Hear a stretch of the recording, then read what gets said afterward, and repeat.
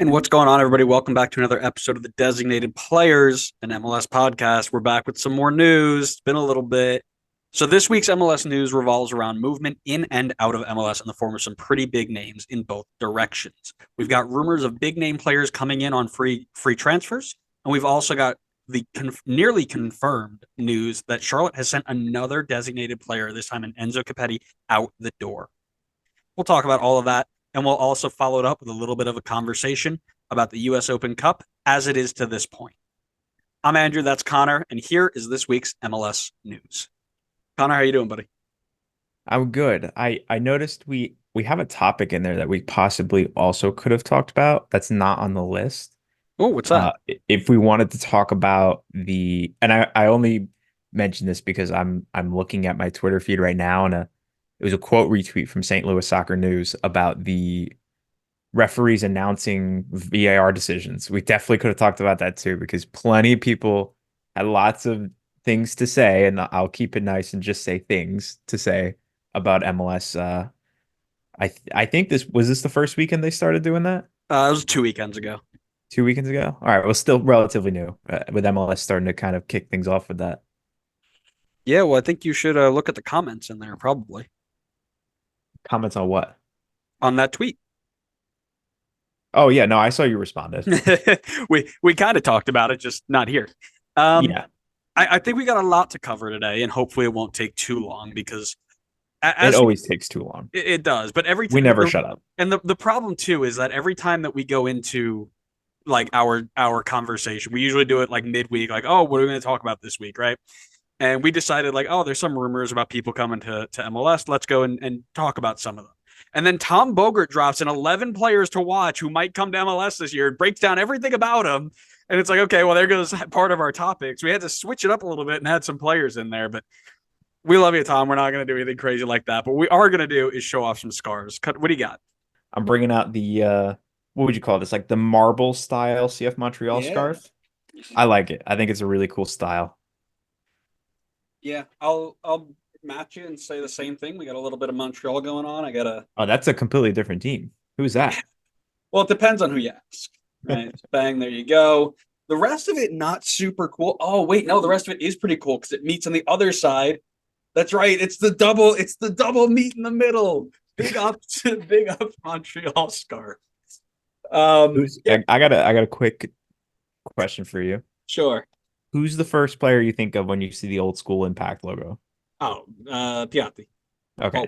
Always. Yeah, that's Always. the same here. Same here. Yeah. Well, that and I think the next one would probably be Bernier. I think you got some options there. I Mm-hmm. mean, I would think I don't know if they had a different logo at the time, but I would think Marco Di Vaio could be a good shout as Nope, well. Devio's a good one. Drogba's still a good one. Like there are a couple big names there, but if you're talking about Oh like yeah. who is the Montreal Impact's Oh yeah, it's like Nacho. specific Mount Rushmore. Like we go all the way back to Mount Rushmore conversations. It's Bernier and it's Piatti, and then there's like a 50-foot gap, and then there's somebody else. Probably Okay. Devio is up there. So, um, Yeah, yeah. they may come into this next conversation here because we are talking about rumors of players into and out of MLS. So like we mentioned, this has already been brought up a little bit by the Athletic, where they gave an outline. I think it was Tom's own article, and Tom gave a 11 players who are out of contract who may be able to make a move over here.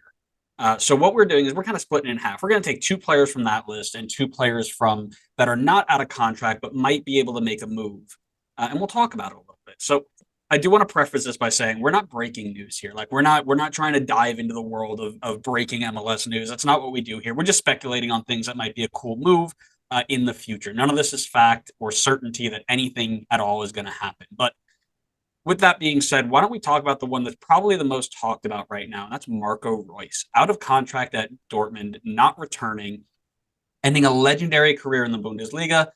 The report is that preliminary talks have been held with St. Louis. They have a DP spot to play with, but there's also rumors that they are after Cedric Tuchart, a German striker with Hanover in the second Bundesliga. And the value of that deal could put this Royce deal, if it were to happen, in jeopardy. Tom also reports Chicago and LAFC as logical landing spots, but I think St. Louis are the front runners, probably because of his connection with Roman Burki. Your thoughts on this being a potential move for St. Louis? I mean, you would think it's perfect for St. Louis, right? Like they went full Bundesliga route to start things off, and it worked phenomenally for them. The chemistry was it was game changing for expansion franchises to see somebody go in and go for guys that aren't necessarily household names, but have played similar styles, played in similar leagues, have that little bit of chemistry that might give them a good like first step. And Marco Reus obviously follows those footsteps easily. My huge concern though, and I'm sure it's the same concern that everybody else has, is with age and injury history. Like how much is he going to actually play if he's here? And is there a risk that if you give him a DP spot and he's hurt a lot of the time, that you're now like you're stuck in missing a DP spot by bringing him in? It's risky because you may not get a lot out of him if he can't stay healthy, but I think there is really good upside to it. I mean, Royce is obviously a legendary player. I still think he's got more in the tank, and he fits in super well with the St. Louis team.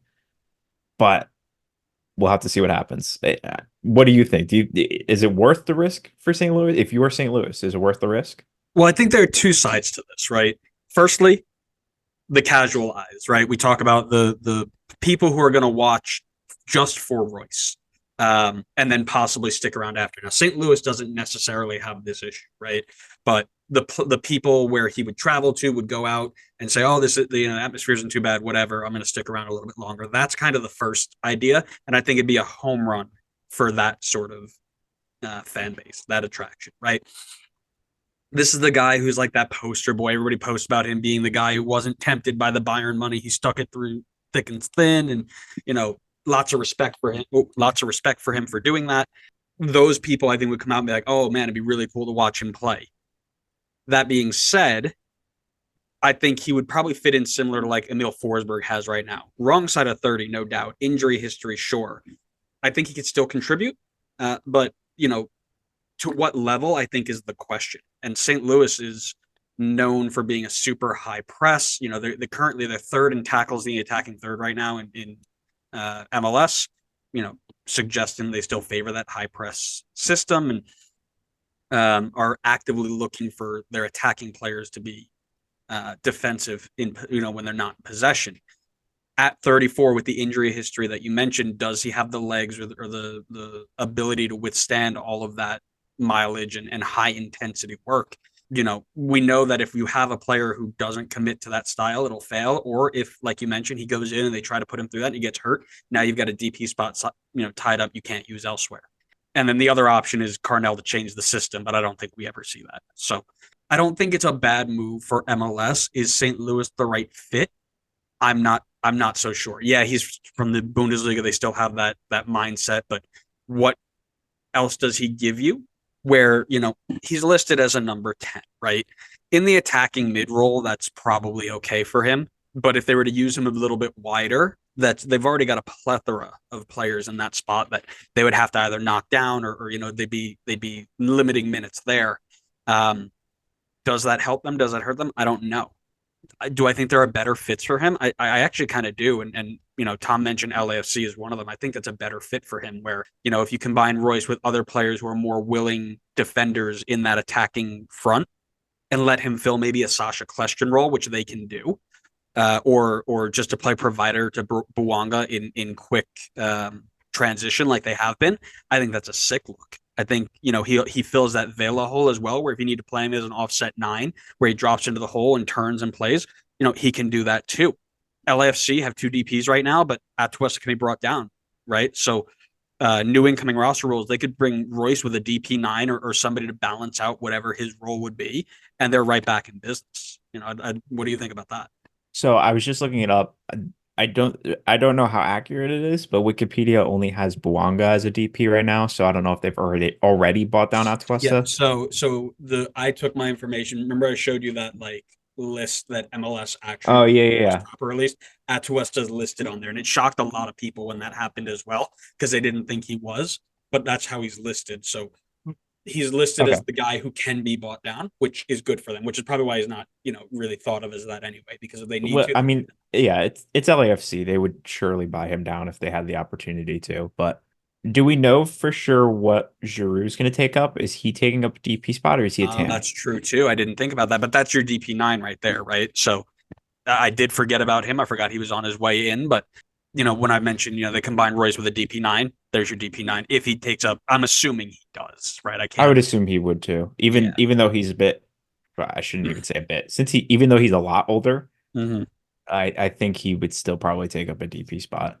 Sure. But yeah, I think about I that. Sorry, I was gonna say, think about that front three, right? Like Giroud leading the line, Bouanga doing all his work on the outside, and Royce kind of in the hole, just playing provider to either of them whenever he wants. That'd be dirty.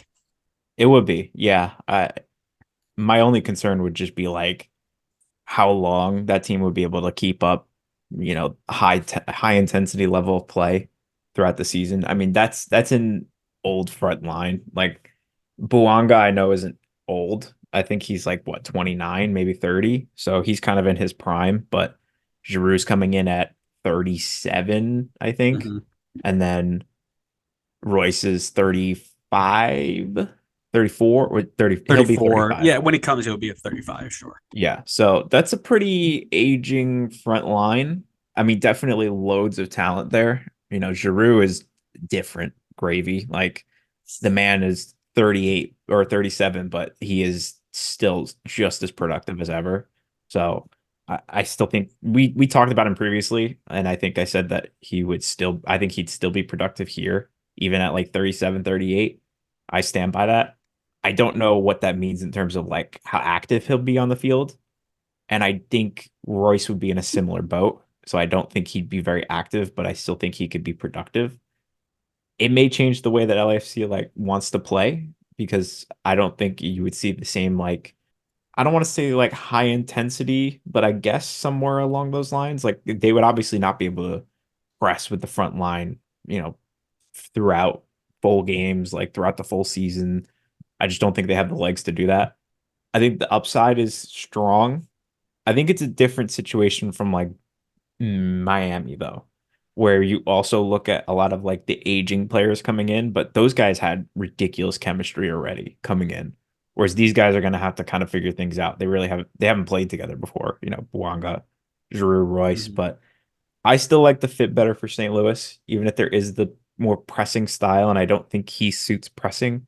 But I think you find a way to get him in the team where he doesn't have to do that, and he could still be productive for the team. I don't think you have to change the system, but more so you find a spot for him in the system where the rest of the system around him can work things out. So I still think St. Louis is better in my opinion.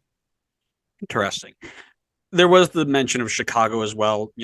Jimenez is going to be bought down at some point, so they've got room to make it work, and they like to go big. I just don't think he fits the Chicago mold right now. They're struggling to get competitive in the East. They probably should be focusing on building a better core than making these big splashy signings. I mean, they've got more work than just one guy that they have more work to do than one guy can fix. I'm sorry, Chicago fans, but for Royce's sake, I hope he is not going to Chicago. Well, that's Marco Royce. That is something that I think is probably closer to happening than not happening. It's just a matter of where he ends up and where he wants to go. St. Louis, I think, would be cool. I'd like to see how he gets implemented in there. It would be interesting to see if there are other better fits there. Then you've got somebody whose name gets floated around a lot, and that's Sergio Ramos. Sergio Ramos is Chiellini level of wrong side of 30 if he gets here, right? He's 38 this year, 39 next year. He did make 33 appearances for Sevilla last year. He's got the legs to still play, and Chiellini did prove that you can be on the wrong side of 30, very much on the wrong side of 30, and still contribute. That being said, I think I would much rather take a flyer on somebody like Nacho Fernandez, for example. He's 4 to 5 years younger, also mentioned in the article, and he can contribute a bit longer, probably has a little bit more left. Now, Ramos would be the splashier, fancier signing, but it depends on which team you're going to. Now, both of those were linked to San Diego and Austin. And I think that each one of those players fits better in a different setup. So if Ramos were to come here, I think San Diego makes sense, right? It's your startup year. You've already got Chucky Lozano on his way, reportedly, but I'm assuming that gets over the line. You can market him and Ramos as the face of your team for a year or two, really bring in that new fan base that recognizes them from, the Mexican national team being in San Diego, or even La Liga, which is a relatively popular league here. Grab hold of those fans right from the start, bring them in so they can see these players, and then stick around for the long term, right? On the other hand, I think Nacho Fernandez is a better fit for Austin because he can contribute longer and more immediately, right? They are much lower than they like to be on serviceable center backs. I think he'd slide right in, bring quality leadership. Nacho Fernandez, that is. They're right now in the playoff spot, but I think defensive reinforcement would help, and I think Nacho is the better long-term answer than Ramos would be. But I'd like to hear your thoughts on that. Surprisingly, I think I feel the opposite way about pretty much everything you just said.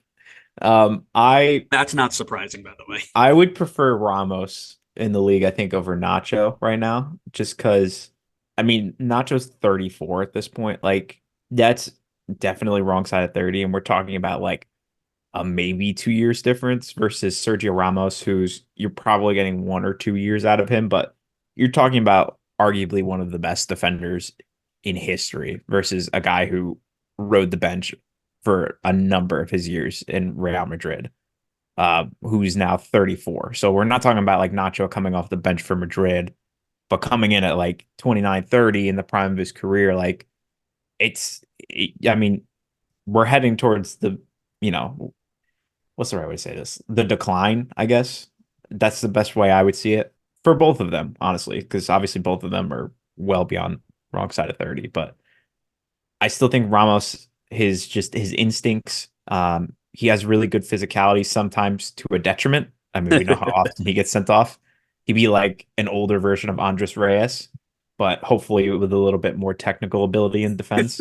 That's not hard to do either. Yeah. But yeah, I think he to me would remind me more of Chiellini than I think Nacho would, just because I think Ramos has really good instincts, and even at 38, I think he's got probably still some good physicality in him, which works well in this league because it is a physical league. And I would rather him be on Austin just because he is 38 at this point already. By the time San Diego comes in, he'd be 39 at this point in the season. I'd rather see him get in and play immediately than have to wait another half a year before he's starting to play in the league. So as much as I agree that Ramos would be a good face for the team for San Diego, we're talking about like your face of the team being 39 years old, like having to not have played for the last half a season potentially, depending on however that works. Mm-hmm. Versus Nacho, who's a younger, as you talked about, like 4 years younger, who could probably afford that half a year and then come in and give you a few more years, while not necessarily having the flashy of a name. But still, he comes from the same club that Ramos made his name at. So while it's not necessarily the household name that Sergio Ramos is, like the Euro snobs, they know who Nacho is. They Right. follow Real Madrid. They know who he is. Yeah. I think they'll be interested, even if it's him versus Ramos. Well, and here's the thing too, right? If San Diego goes and picks up Ramos, right, and they're like, all right, I want to keep you fresh, they do what everybody else does when they're coming into the league, and they buy whoever they want to buy, and then they send him out on loan for half a year or whatever, right? So he'll still find a way to play, I'm sure. I said I think both of them in the league is okay. Ramos does bring the Chiellini type of and the Giroud type of like, oh, retirement league, whatever. But that's still whatever you'd like to take of it is what you'd like to take of it. I think they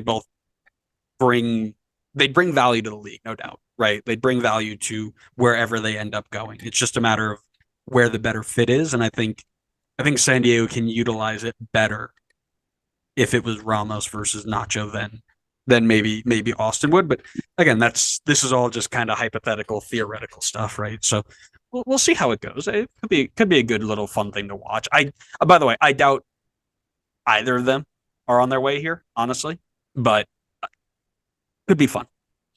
Yeah, it's a little bit hard to say because San Diego has nobody on the team yet, so we don't really know like what They direction they want to do. play. They've got their goalkeeper. Okay, sorry. They've I got stand corrected. They have one player on the team. I was just gonna say it's probably a bit hard to tell like what direction they want to go in with, their team, the way they want to play, the guys they're gonna build around it. So it's a little bit tough to say like whether or not Ramos or Nacho would be a good fit for them. Obviously, like the people that are working at San Diego, they have an idea of how they want to play. And if they come out and they express interest in either of these players, then maybe it gives us a little bit more information on potentially how they're going to shape up and look. But the last thing I'll say on it is that, in my opinion, if either of these guys comes in on a DP deal, that's a terrible deal. I will say that I think they need to come in on a TAM deal. Otherwise, it is not a good use of a DP spot. Especially with the new way the rules are and how much money you're going to have to work with. Yeah, I would agree there. By the way, San Diego, their Duran Fire, 17-year-old goalkeeper, signed. Marcus Ingvartsen, forward, 28, Denmark, signed. Jeppe Vereskov, Danish, 30-year-old midfielder, signed. So they got 3 players. I'll have Wow. you know. I'll have you know. So as we mentioned, this was a story from Tom Scoops about out of contract players, but there are some players who are being kind of rumored that could be targets for MLS clubs because they aren't happy at their current club situation. They might want out or they might have fallen out of favor, whatever it may be. One of those, Timo Werner, who's up in the air right now after his loan move to Tottenham is set to expire. Spurs aren't sure if they're going to bring him back or not. They're still kind of weighing it out. And clearly he's not really fallen into favor with Leipzig either. He if he go out on loan, right? So if he doesn't get back into the mix at Leipzig, and if Tottenham doesn't bring him back, could another move potentially to MLS be on the cards? What do you think? So I know, and this is coming from a Chelsea fan themselves, but I know a lot of people are going to look at Timo Werner. They're going to see his recent time at Chelsea. They're going to see his recent time at Leipzig and Tottenham, and they might have some skepticism. But I think if MLS is able to lure in a Timo Werner at 28 years old, that's phenomenal. Phenomenal. I would love to see Timo Werner come to the league right now. I mean, we saw what he looked like at his best. It's 36 goal contributions for the third best team in the Bundesliga. You're talking about bringing him in at 28, a guy that was able to accomplish that at 23. Like the talent is 100% there. We've seen it. He tore things up for Leipzig in the early days. I would 100% love to see him join the league. I think he would be extremely successful here, dominant, as long as he's in like a relatively decent situation. If he comes in and he's like joining, let me make sure. If I'm going to call a team out, I'm going to make sure I call a team out properly. New England. Like if he's joining a New England type situation, maybe he struggles a little bit, but if he joins the right situation, I think he could like take off and really, really be successful in this league. And honestly, he's young enough that if he came in, dominated the league for like 2 years, and then he wanted to go back to Europe, I think he could do it. Come in, get your confidence back up, crush things over in MLS for 2 years, and then you're back in Europe by 30. And like you're still in your prime at that point. You could still have another like 4 or 5 years easily in Europe. So I don't necessarily see it as a bad thing for him, even though I'm sure a lot of people who follow the European leagues would say that him coming to MLS would be a massive mistake in his career. I think it could be very useful for him. I don't see why not. What do you think the right system is for him then? Like you mentioned, if he comes into the right setup, like what is that to you? I'd probably have to look at what teams have the availability for him because he would surely have to be a DP. I don't think he comes in at anything less than that. So that would rule out obviously any teams that have three already. But he's a very quick striker. Obviously, a lot of people know about him and like he gets off sides a lot. But I think that's because of the way he plays, looking to get runs in behind. So I would think a team that has good passing midfielders would suit him well, where you get him to sit on the shoulder of defenders and just look to make runs in behind all day long. And he's super quick and athletic. And like I said, he's still like in the prime of his career, 28 years old. Like he'll still be easily able to make those runs. So I'll have to think about it a little bit more to come up with like the right team to do that would fit him, but that's kind of what I would picture his like most successful style in this league being. Look at you sound like a soccer nerd off the shoulder of defenders, balls in I only behind. know things about him because he was at Chelsea for a while. Otherwise, Look, I'd have no yeah, but idea. look at you speaking like you know what you're talking about. That's What do why. you mean? I do know what I'm talking about. I have a podcast. I have to know what I'm talking about. Yeah, but that doesn't mean you need to. Doesn't mean you have to know. There are tons of people who have access to say whatever they want on the internet, but they don't know what they're talking about. Oh yeah, that was me the first like 2 seasons. I'd say the first 5.5 seasons, but I don't know depends about on who you that. ask. Listen, he's already in the Red Bull system. Why not Red Bull New York? Right? I was not ruling that out, but I Right. didn't know for sure if you had the space for him. So we only have two designated players, right? But you do have Dante already. Well, but here's the deal, right? Lewis Morgan outperforming his contract, right? Wouldn't be shocked if he's moved after the season. Currently playing as a second striker, but also plays as this wide cam that we do in this 4-2-2 sort of setup.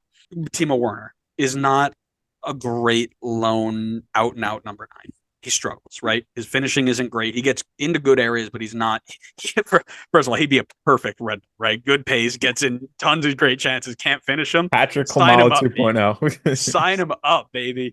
No, but for real, his pace and quality shines most when he floats out to the wide areas, right? When he can get in behind out wide and then just serve balls in. Let somebody else do the finishing. Well, if you look at Red Bull's system, they've got 2 wide attacking midfielders who do that often.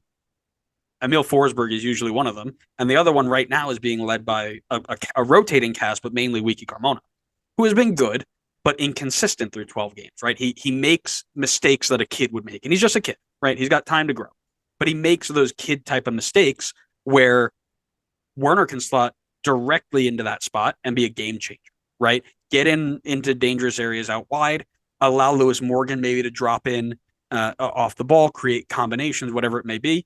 The thing is that Red Bull is also very fluid with that shape, right? So when we went and watched them against Vancouver, it started with, Van Zier and Morgan with Emil and Wiki off of him, right? Actually, it was Emil and they play out in that way. I forget who, but they didn't have Frankie Maya, Daniel Edelman, one of the two in the holding mid spot. They had a suspension.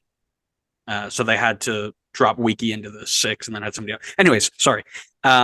What happened at halftime, they weren't getting a ton of chances, so they flip-flopped, and they let Emil play as a number 9 who kind of dropped off of the line, and Lewis Morgan played wide and did more of the pressing, and they got more success that way. So he would fit in that little fluidity as well, where he can go and float in as a high number 9 if he wanted to, with Morgan dropping off, or he can stay in the pocket, whatever it may be. I think it makes a lot of sense for him to go there, especially because he knows the system as well. He knows that shape really well. But another place that I thought made sense was Colorado, right? Navajo may not be here. It may not be brought back after his loan expired. They're going to need to get another attacking option. Armas already knows the Red Bull style of play, right? He has tons of quality around him in Mihailovic and Bassett and all these players who are going to get him chances. That might be a good look as well. Now, realistically, is he going to want to go to Colorado? I doubt it. But LAFC would be a big destination as well. Again, club history, location, pedigree, open DP spot, like that could be a place for him to look as well. But I think really Red Bull makes the most sense. I would agree. Yeah, I actually think Red Bull is a perfect place for him. He's got history with Forsberg. Like he's played on the same team as Forsberg, so you already got built-in chemistry there. You have the Red Bull pipeline. It'd be very easy for Leipzig and Red Bull RBNY to make a deal happen. And you would think like if 2 of the same deals are on the table and one of them's Red Bull and one of them's Colorado, let's just say like Leipzig's probably going to go with Red Bull, right? Like it's still within their organization. They still have ultimately control over it. So I think it makes all the sense in the world for him to go to Red Bull. And honestly, I think we're talking about one of the best attacks in the league if Timo Werner goes to RBNY. Yeah, you wouldn't be wrong there. The last player rumored as being unhappy, and I've kind of seen light MLS links, was Ciro Immobile, right? A guy faster than Ronaldo. You don't get that joke, but I'm going to send that clip to Matt. He's going to laugh about it.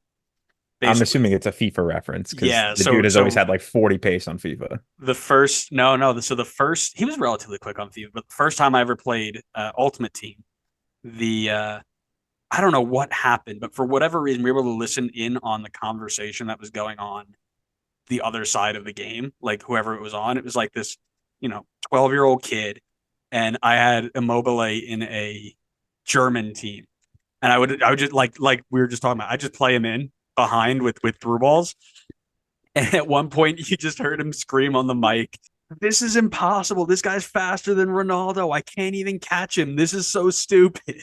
So every time we see him now, that's our kind of go-to. But 34 years old, Italian, a little bit of a rough go in Serie A this year, and the rumor has it that he may be looking for a change of scenery. He's been displaced by former MLS standout Tati Castellanos, and could he possibly be returning to a league from which his replacement arrived? The rumors have it that MLS is fighting Saudi Arabia money, so that would already make it very difficult, but let's play pretend and say he would. What do you think about bringing him on? Sorry, I'm a little distracted over the fact that he's got like 86 pace. I don't remember this. I swear he had like 60 pace. We're diving deep into the FIFA lore here. Oh my God. My mind is blown. I could have sworn he had like 60 pace or something. That's hilarious. Maybe I'm thinking of like Football Manager or something like that. I don't even think he has that bad of pace there either. But I mean, I look at his numbers and I feel a little bit skeptical because his numbers have gone down in the last like 3 years. I mean, don't get me wrong. We're not far removed at all from him scoring 27 goals in Serie A, which if you're telling me a guy that scored 27 goals in Serie A is coming over to MLS, that sounds phenomenal. Like that's it. That would be a sensational get for MLS. But since that point, he's gone down to scoring 12 in the season following that, and now only 7 in this season, with 4 of those being penalties, by the way. And 1,600 minutes played. So it's not like he's necessarily coming off the bench every single game. He's 20 starts, 1,600 minutes, but he's only scored 3 open play goals. That has me a bit concerned.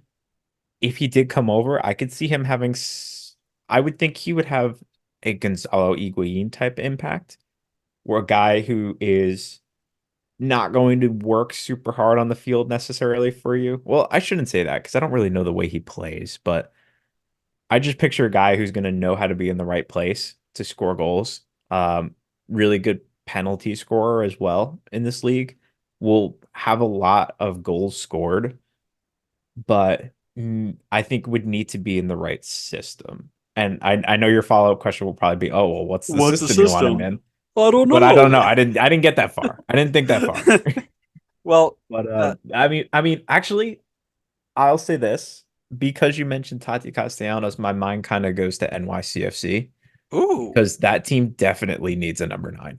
Because Ooh. they've needed a number 9 for a while. And I think they have good creative players. I mean, they have 900 million wingers on the team, right? Like some of them have got to be creative. And then you've got Santi. And then I think if you put Ciro Immobile up top, especially on the baseball field, he doesn't have to go very far. I think he'd be good to find in spaces. The only issue, and I don't know if one of them could be bought down, but they do have 3 DPs on the team right now. Right now, they can't. They can't buy him down. That's disappointing. That sucks because you got a DP spot being taken up by Thiago Martins, who isn't bad, but he should surely not be on a DP spot. But that's the situation I would have liked to see him in. I think he would be a really good fit there. And the team certainly needs it, but they don't have the DP spot open. So unless somebody moved in the summer window, that's probably not a possibility for him. Yeah. I think the kind of rumor around that was like, oh, Magno will get moved on, and then bang, here's Ciro Immobile, right? So does that happen? I don't know. Well, you mentioned 4 penalties for 7 goals. Sounds like he's an Atlanta fit. That'd be perfect for Atlanta. I'm tired of this discourse. I'm tired of the slanderous statements against Atlanta. I love it. Our striker doesn't even take pens, I don't think. Anyways, I think it's an interesting move if this were to happen. Again, I'm thinking it's really, really, a stretch, but Italians have been really hit or miss coming to MLS, right? You've got players like Giovinco, Chiellini, I think would be in a successful Italian player, Di Vaio. But then you've got players more recently, right? Insigne and Bernardeschi, who have been okay, but caused a lot of issues, right? Crescito bounced after half a year. Nocerino, Pirlo, like these players who were mid at best on their best days. And then a couple of players who went through Montreal who never really kind of stood out, kind of just were there. But I would say that it wouldn't be such a stretch if a Canadian team like Toronto or Montreal were to look at players like this, right? Especially Montreal, right? Injured strikers, open DP slots. They love an Italian. I think of the 29 Italian players that have played in MLS all time, I think like half of them were at Montreal at some point because of their Bologna link. They love an Italian. They can use some of the Italians they've got to convince him maybe that it's a good spot to be, right? You've got Chonier who wants out, that playmaker it wants to get out. You could look at players like if Yankov doesn't get healthy and pick up form, maybe he slides into the forward rotation, or he fills into that number 10 role where he's kind of just offset, picking up the ball and creating plays with players. I know that's not really his set, but you find a way to make that work, right? Or you can look at the Lights Portland, right? If we're going to the Western Conference, right? You can buy down or move on Felipe Mora, bring in Immobile as his replacement, surround him next to Rodriguez with a ton of other attacking pieces, right? Evander, Moreno, Anthony, these players that we keep talking about. Maybe he fits in there. Again, I think that's a real stretch. But if I'm trying to pick out like teams that one could do it because we're assuming he's going to be a designated player, and two have a need for it, maybe that's a fit too. I think the Canadian team shouts make sense. I feel like Toronto could be a good fit for him, but they're also on 3 DPs right now. I don't know like if any of them I would assume Insigne and Bernardeschi couldn't be bought down. I don't know about Osorio, but obviously, we tack on another Italian. He could be the Andrea Bellotti that we thought was going to come over for them, and could be that guy in the striker spot to help Toronto on their very surprisingly successful season so far. I think Montreal makes a lot of sense as well, but that team just never buys DPs. So I'm always going to be skeptical about anybody going over to Montreal. They haven't had another DP besides Victor Wanyama since 2021. So I'm skeptical that anybody will ever go to Montreal as a DP again. I'm old enough to remember the Andrea Bellotti to MLS rumors. Pepperidge Farm Not that remembers. long ago. What do you mean old enough to remember? Yeah, that hasn't been a rumor for at least 3 years. Like COVID. I mean, he was rumored when Insigne and Bernardeschi were rumored. It was like the Italian trio to come over in Toronto, which would have been sick. But that's right. I do remember that now. But yeah, I think it probably makes sense to do that there. Toronto does have the ability to buy down Richie Larea, so it could make sense to slide him up there because they're in desperate need of a striker right now. I think Prince Owusu is coming into his own a little bit, but I don't still think Larea's. I think it's Insigne, Bernardeschi, and Osorio. Well, right. I'm looking at the one. I think you yeah. got the list. I've sent it to you. You can find it. Like I know. I keep forgetting about it. I keep forgetting about it. Yeah. But where'd you send it to me? Osorio is on a TAM deal according to the MLS released roster. So okay. Well, I trust that more than Wikipedia. I don't know. That's the same league that checked and confirmed that Inter Miami didn't have 5 designated players at one time. So I don't know how That's much. a really good point, honestly. Maybe I do trust Wikipedia how more. accurate can you be with that? But I'll go off of the league's notes there, right? Because you're an MLS shill, that's why. Yeah, money. The thing I'll say about Montreal though is that if they do bring him in, they're gonna have 6 strikers. They're gonna need to move somebody on, and I think Mason Toy or Ibrahim probably are gonna get the chopping block. So I mean, for a guy like Immobile, you definitely move someone on for that. Yeah, sure. And I think either way, low chance of this really actually happening. I think he just stays in Italy or moves to Saudi Arabia for a quick bag, right? Like that's what I really think is going to happen. But it'd be cool. It's cool to theorize. Sure, we love theories on this podcast. Yeah. So with all these players coming in, there's also this idea that there are some players that are on their way out. Nearly confirmed Enzo Copetti heading back to Argentina after a season and a little bit more in Charlotte. It feels a little weird considering that they've just, offloaded so many players, especially on the big contracts. But Charlotte has never been afraid to move on from a designated player. We saw they brought in Jordi Alcivar and he was done after the first year. right? So they're not afraid to do that. But your thoughts on this whole saga, I guess, for lack of a better term? It's so very Charlotte FC. I mean, this shouldn't be surprising to anybody. Their first ever coach lasted 14 games in charge, and then he was gone. So Charlotte is clearly not afraid to change things up.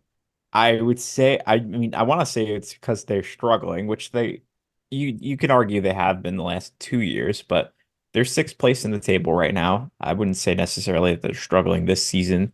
That being said, I mean, it's been pretty clear that Copetti has not lived up to the DP title and the fee spent to bring him in.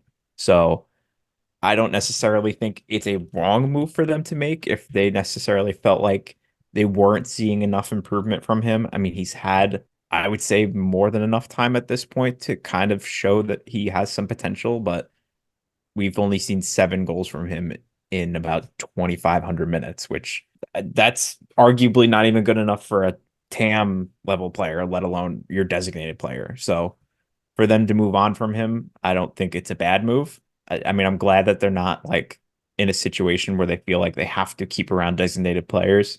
Maybe a situation that like Portland ran into where you have like aging designated players on your team because you don't want to move on from them. But it could be good for them. I mean, you open up the door for a team that's in sixth place right now. If you make the right additions, I mean, you're talking about a team that's securing their place in the playoffs. So I think it was the right move to move on from him. I don't think he was showing enough to justify that designated player tag. And now it's just going to be a game of seeing if they can get it right for once, because as we talked about in our tier list episode, Charlotte has not exactly had a very good designated player history. Correct. And I think it points to 2 different things, right? Is first off, Charlotte showing that they're not afraid to try and then move on from things, right? I think Chicago is another one where they try a lot and they fail They a lot. try a lot. But That's do for they sure. but what are they like? Xherdan Shaqiri, for example, like is one of those players that they try a lot on. Doesn't hit, but he's been around for so long with such underperforming numbers. I also think that it's also a really big positive if you're Dean Smith to say, hey, I don't like these players. If you want me to win, you need to give me some flexibility to do X, Y, and Z. And the club's like, all right, we'll do it. You know, give us a plan of what you want to do. We'll try and go about it, and we'll do our best to get there. And I think that's such it's a fresh lift for MLS because you, as we just mentioned, you don't usually see stuff like that. It's usually, oh yeah, well he's got guaranteed through X amount and he's got blah blah blah blah. And it's always an excuse of why they got to keep somebody around. Not here. If you don't want him, right? We got a new coach. We trust this new coach. We're gonna invest so that he can give us the best that he can give us. Capetti's gone. I don't know what the I don't see anything reported saying how much it might cost. Yeah, not even in the original tweet that broke it. But regardless of if they get it back or not, right? This is kind of the transition I think that we have been expecting as the rules get a little looser, where teams aren't afraid to say, okay, I'm going to eat a little bit of a loss so that I can get better in the future. And I think that's a really nice sign, personally. Well, not every team is like that. Yeah, well, it's starting to get there, right? I mean, you still have teams like Houston who it's clear at this point. I feel like that Ben Olsen does not rate Sebastian Ferreira, and yet he's still taking up a DP spot on the team. So I would imagine it's only a matter of time before they follow suit and free up that spot. But I'm definitely on board for teams following this mold for Charlotte of not, you know, just continuously sticking with somebody who's underperforming just because he makes a lot of money, or you're still hoping to recoup the money you invested originally. But we'll have to. I think other teams are still a little bit far from getting to that point. Sure. Well, on the flip side of this, sorry, as we're speaking, Enzo Copetti confirms his move by commenting on Kerwin Vargas's new contract post, saying, I'm happy for you, brother. I hope things can keep going very well. I'm going to miss you a lot. Take care and keep tearing it up. Vargas says, thanks, brother. I hope you're tearing it up wherever you go. A big hug. I'll miss you a lot. Cope goal. So that all but confirms that this is no longer a rumor, but a confirmed move. What's your source? Can you give me your source? literally the source. Literally him. Yeah, but the such a really interesting flip side of this, right? Is you always focus on the player, but what does this set the team up for, right? And Tom did a really good layout of this. Charlotte is expecting a huge summer over the next couple months here, right? So with this move, they can add 2 DPs and a U22, or 1 DP and 3 U22s with the extra money that would come in from it, right? So depending on which way they go, they are about to blow up. Like, I would expect you to see probably the most active mid-season transfer window in a very long time from Charlotte, based off of the kind of vibes and the feelings going about this. Why do you say a very long time from Charlotte? Like, they haven't been around? No. I mean, in the league. I mean, comparative to the league, like I wouldn't say that. I mean, Messi came in last summer. All right, that is never, ever, ever involved when we talk about the league. That is so far above the league. That is just, he transcends any conversation of general league. I mean, even if you took out Messi, Miami still brought in like 800 players last year. I don't know, but I'm optimistic for them. I think they're already in a good place, and they need to capitalize on this window and bring in the right guys. But that's the big if they can bring in the right guys to support this team, whereas they haven't shown there's no track record of history that says that they're good at that right now. So hopefully with Dean Smith in charge, maybe he gets more of a say in who comes in. And if that's the case, then I think Charlotte could be in a good spot to make a run this season and in future seasons. But I will have cautious optimism for what they're able to accomplish in the summer. Well, here's what I'll tell you, right? When we looked at our tier list and our designated player history, we saw right about that 3rd or 4th year, you either flip the switch and hit on a ton of them, or you were Chicago and you had like 4 or 5, 6 extra years of nonsense, right? This window, I think, carries a lot of weight for Charlotte in which direction they go. Are they going to just be a team that swings and tries and misses and swings and tries and misses?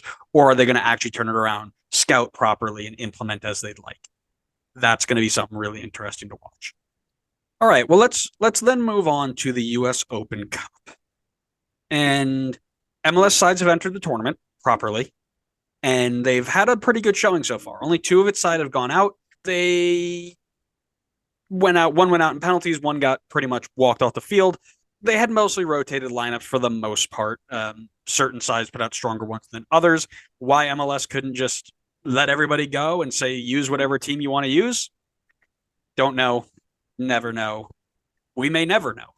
But we've covered that at length already. But today's focus is more on the only remaining MLS Next Pro side in the tournament, New York City FC2.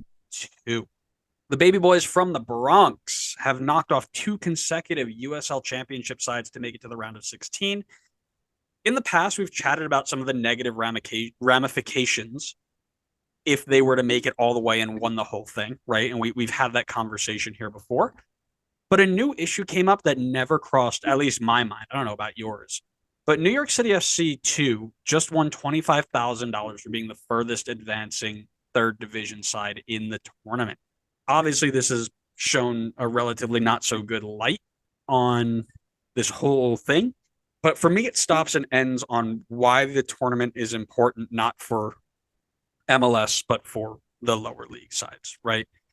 That money is massive for a NISA team, for example, which is struggling to pay players, referees, the works, right? For a USL 1 side that's a little bit more stable, there's a little bit more money, it's still massive, right? You can go and invest in things that are a little bit more advanced, right? If you're building a new stadium, for example, like Lexington is, that helps offset some costs. Now, they got knocked out in the first round, that's whatever, but just as an example. But instead of giving it to one of those sides, US Open Cup committee has to give it to a second team of an MLS side that is backed by City Football Group, which, for those of you who may not know, is literally owned by a United Arab Emirates prince. Not great. Not technically against the rules, right? Like most things in this saga, there's a spirit that kind of comes into this, right? So while it's not technically wrong, it feels wrong, right? I'd like to get your thoughts on that. You could not have had a worse third division side win this. Literally. Literally the richest organization in all of American soccer has won the 25,000. I think City Football Group probably literally like blows their nose into $25,000. Like they will drop $25,000 easily. Like it means nothing to them. Whereas, like you said, $25,000 can be the difference between a club, staying afloat and sinking if you're like Nisa. I mean, obviously, it's not like they're just handing it to NYCFC. Like NYCFC got it because they were able to stay in the tournament the longest. And like you said, they won back-to-back games against USL Championship sides, which would be viewed as, if we're going to tier it, second tier. I want to say they earned it, but at the same time, it's literally the same conversation of they have literally like this endless amount of resources and money because of who's their owners. So, I mean, I feel kind of, what's the right way to say it? I don't want to say scummy, but it feels wrong. I think, like you had said, well, scummy's I think scummy's a great word for it, right? Like there was this whole fight about why they shouldn't be in here, why it's better to leave them out of it, and whatever, right? And Don Garber's like, I want them to play for experience. Fine. Well, they ended up taking away, and again, because the whole focus is like Don Garber is trying to hide this desire for more money or more worth, more value out of his decision. And now he's taking away $25,000 from the lower leagues. Like it just all adds up on top of each other, right? Now, as I mentioned before, like there's a spirit of the cup and why it's played, and you can make arguments about attendance and who cares about the cup and who's at fault for why attendance is so low. Like all of that stuff that we've talked about before has nothing to do with this specific issue, right? That money, as we mentioned, is life-changing versus something that, like, I'm trying to find the right words for it. Like it is such a big part of what the lower leagues need to continue to move on, right? And I'll use the term survive for lack of a better one. And I think you put it really funny. Like City Football Group blows their nose in a $25,000 check and throws it away. I get that they did this, and you were talking about it before, like all on merit, right? Like there was this whole conversation 2 weeks ago where, oh, nobody cares about, or we shouldn't want Europe to do the salary cap because it's all about, oh, more money doesn't automatically make you a better team, right? Like you still like Wrexham, for example, right? Oh, Wrexham has, triple the salary of anybody else, but they still had to win it on the pitch, right? Well, New York City played an $8 million purchase, which is probably more than any of the lower league teams in the last 5 years have spent combined, right? They spent $8 million to this guy, played him in the US Open Cup against, a USL Championship side, whatever, right? You can go out and be like, oh, they did it on merit. It doesn't matter how much money they spent, blah, blah, blah, right? Like there is that side to it, but I don't think it plays into this whole idea of what we're talking about, where you are you don't need it. There's this whole thing like you don't need it. If you don't need it, why are we taking it, right? And I guess that kind of goes into this idea of like, how do you fix this problem? Because this is always gonna, if this is the way that it goes with MLS Next Pro teams being a part of it, or should you stop it from happening? I guess is from your point of view. I mean, yeah, they should definitely stop from happening. And I think you do that by just not calling MLS Next Pro sides third division sides. I mean, they're academies. That's what they are at the end of the day. You have a parent ownership group, which obviously everybody knows the parent ownership groups have plenty of money. We've seen the expansion fee amounts. Like there's plenty of money to go around in MLS. They don't need this money. These aren't true third division sides. They're academies. Like it's where the youngsters for these MLS sides go to play. I think you call it what it is. You don't consider them in the competition for the 25K purse. And then anybody else like USL 1, NISA, or any of those other leagues below USL Championship should be the only ones considered for that prize. That's what I would do. That's right about where I'm at too. if you're gonna say that the reason you want them there in the first place is so that they can meaningful competition against non-MLS Next Pro teams, fine. Like that's totally fair. Include a rule that says the $25,000 then goes to the highest advancing non-MLS affiliated side, right? If it's an MLS Next Pro side, like, I'll just use the one that's on the top of my head. Albany is rumored to get an MLS Next Pro side, independent, right? Not tied to City or Red Bull or whatever. If they go off and do it, Chattanooga is the one that's not tied to anybody. If they went on and did the whole thing, that's fine, right? Do your thing. But if you're tied to a team that can literally just loan you $8 million players or pay for you to survive, right? Like you're in existence because the team above you has created you. You should be nowhere near this $25,000 purse because, as we just mentioned, you don't need it. It doesn't matter to you. Now, there is one that's like it goes to the players and the coaches and stuff like that. And that's fine and fair, but let's be real. Like, is it actually going to the players? And with City Football Group, you're damn right it's not going to those players. They're taking it to pay Erling Haaland's signing bonus. But there's the other. That's probably like 100th of his signing bonus. Literally, right? Well, and then there's the other way to go about it, right? If you don't want to say like, oh, MLS Next Pro teams can't, they should be involved in it no matter who's fine. Make a rule that if you're signed to an MLS contract, you don't get to play, right? Like, because then you're not playing the MLS Next Pro side. You're playing the MLS Next Pro side with MLS players, which you can't have both, right? So I like the first one where it's like, let whoever you want play, but you're out of the $25,000. But if you really want to keep them in and let them go, right? No loaning $8 million players down to the first team or the second team, right? Now, that being said, he did absolutely nothing, right? The goal scorer was a true MLS Next Pro player, but it's just the idea of it, right? There's this feeling that you're like that over there just with everything else tied into it feels scummy, right?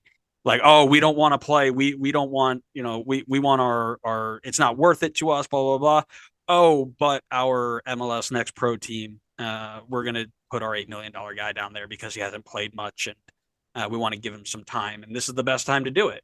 So we're going to put him on there. And again, with everything in the whole big picture, it's a really bad look. It's a really bad. I just don't like it. At the end of the day, it's very easy, right? If you're affiliated to an MLS side, you don't get $25,000, right? $25,000 doesn't even put a dent in the owner's pockets that are MLS, but they could be really good for Nice or USL1 to improve some conditions. It's an easy answer. Yep, 100%. Yeah, let us know what you guys think. We'll wrap it up there. I think that was a decent little conversation. If you guys enjoyed it, make sure you go follow us wherever you get your podcasts so that you know the next time we post a video. We'll be doing another MLS history coming up next Wednesday, I think is the next one that comes up. Make sure you're following us on social media, Facebook, Twitter, Instagram, YouTube, TikTok, even though we're not really on Facebook or Instagram anymore because y'all don't interact with us enough over there. But yeah, go follow us there. We post clips. We interact with you guys. We chat with you as much as we can. And, we'd love to hear your thoughts. So thanks again for listening, everybody. We hope you enjoyed, and we will see you next time on the next episode of the Designated Players and MLS podcast. See ya.